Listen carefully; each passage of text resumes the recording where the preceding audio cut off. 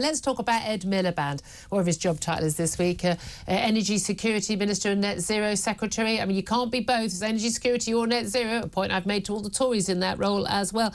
He was very gleeful, announcing yesterday a whole new load of auction bids that had all been accepted by the government or by energy firms offering money to the government for basically building wind farms, and how it was all going to be the solution to all our problems when it comes to high energy bills. But as far as I can tell, pretty much every single thing he said was a complete and utter lie. Let's talk about that with Rupert Darwell. He's the author of Green Tyranny and joins us now. Good afternoon to you.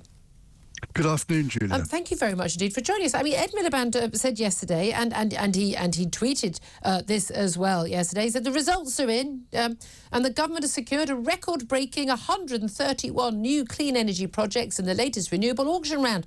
This government inherited a broken energy policy, and we're acting immediately to fix it with the most successful auction round ever.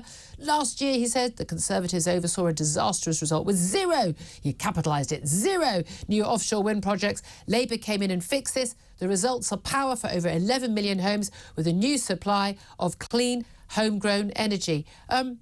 The trouble with this is these bids were made well before the Tories fell out of power and Labour came into power.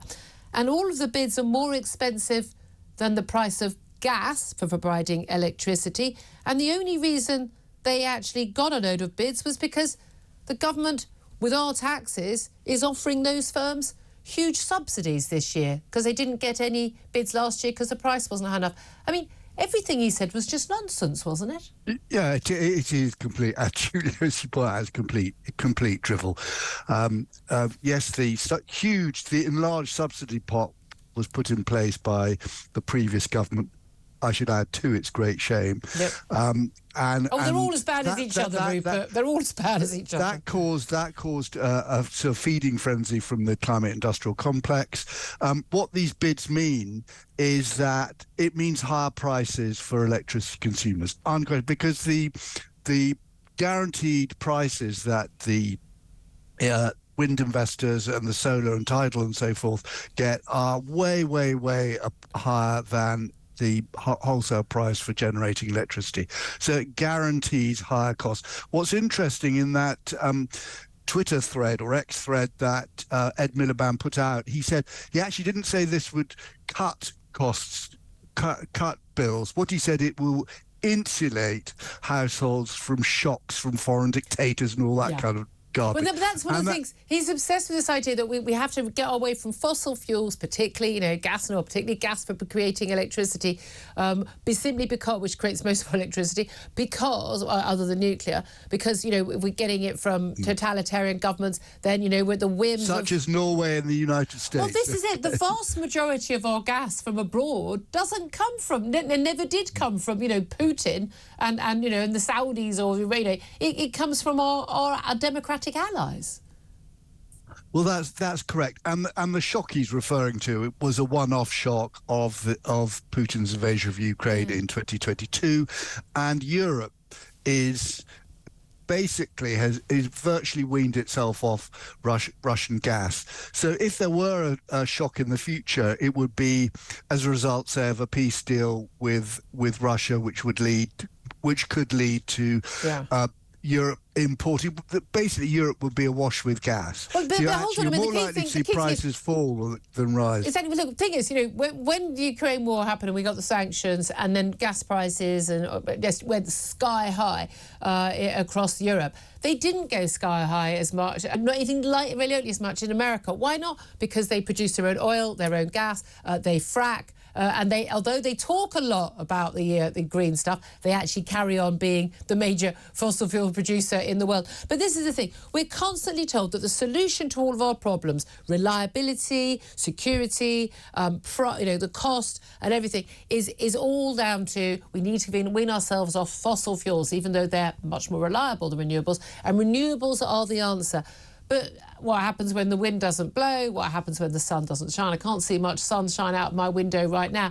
Is the renewables aren't much use, and you have to then use gas or nuclear to produce the electricity. And anyway, the renewables can't produce the other 80% of our energy use, which is not electricity. It's a small point worth making.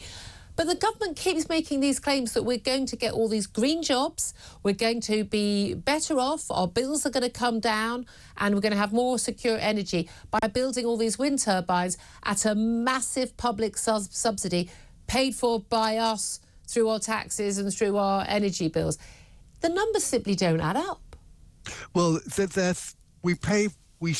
subsidised through our electricity bills. And one thing that people tend to forget when they're looking at the cost of fossil fuels again for power generation compared to renewables is there's the carbon price floor and the carbon credits. You add those in, so a huge chunk of the costs of energy are actually hidden in form of these hidden taxes. Right. But the other thing is, Julia, we've just gone through this unseasonably wretched summer and the climate crowd tell us, oh, this is all because climate change makes the weather less predictable and more extreme. So at the same time, they're saying the weather's becoming more extreme, less predictable, but by the way, we're going to rely more on the weather for our energy.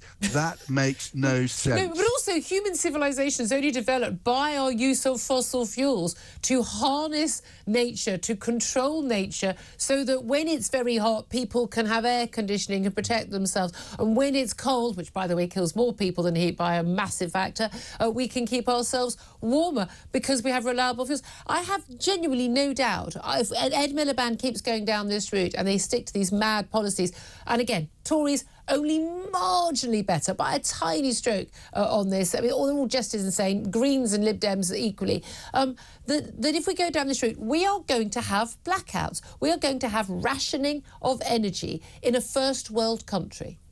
And we're also going to have, what is absolutely guaranteed is electricity prices will go up and up and up as a result of this.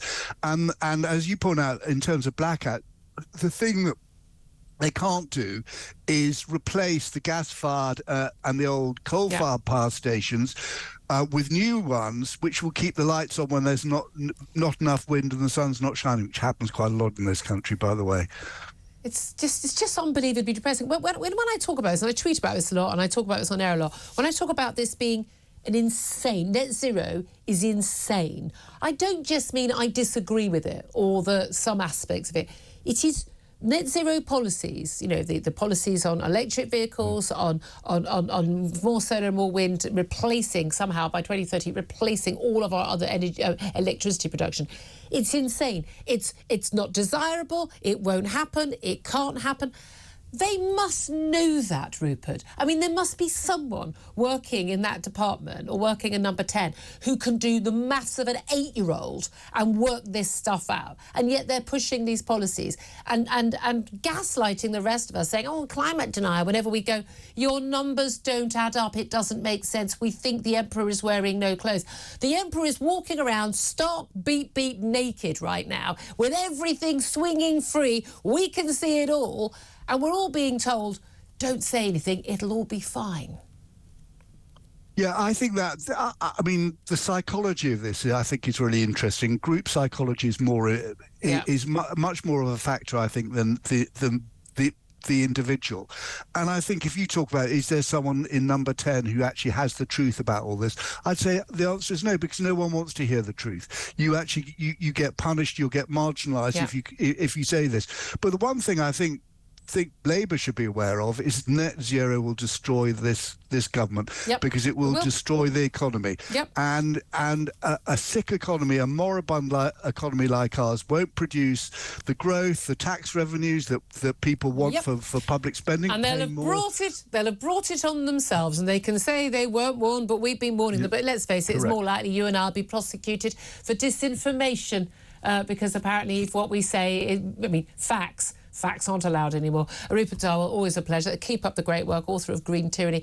Thank you very much indeed.